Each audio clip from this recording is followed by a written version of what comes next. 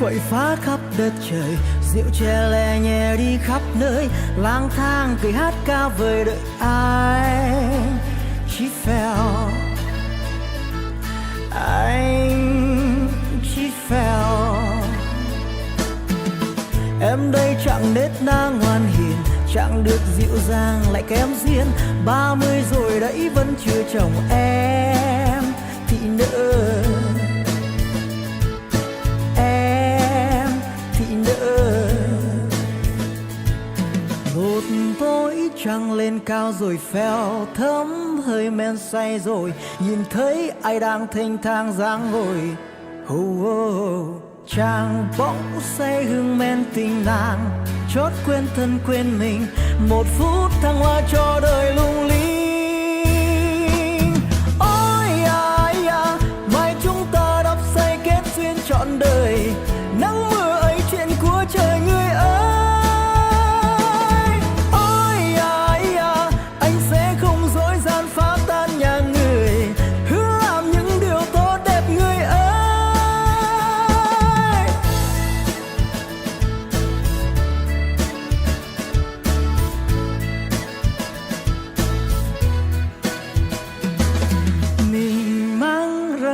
Ke jumbrung etedro swai boy lang bo bandru buai gona brung bruk tơ chen hơi cloi boy pa bat cơ đi bu mình phút hơi du đi chào chợt hiu.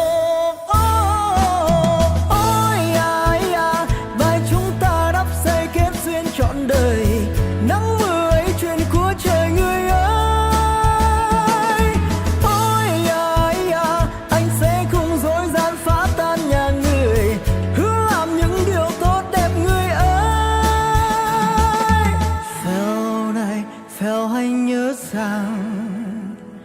Giữ người thương mến ta thì chẳng được hương sắc đời, nhưng nàng có trái tim. Ôi à, mai chúng ta đắp xây kết duyên trọn đời, nắng mưa ấy chuyện của trời người ơi.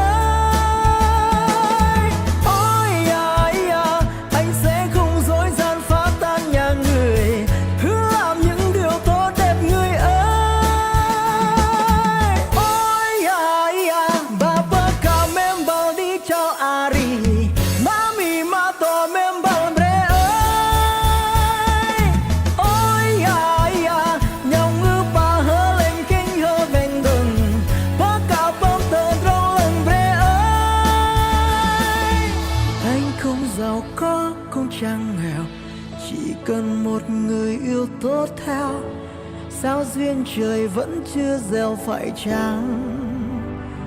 Anh quá bèo, phải chăng anh không bằng Chí phèo?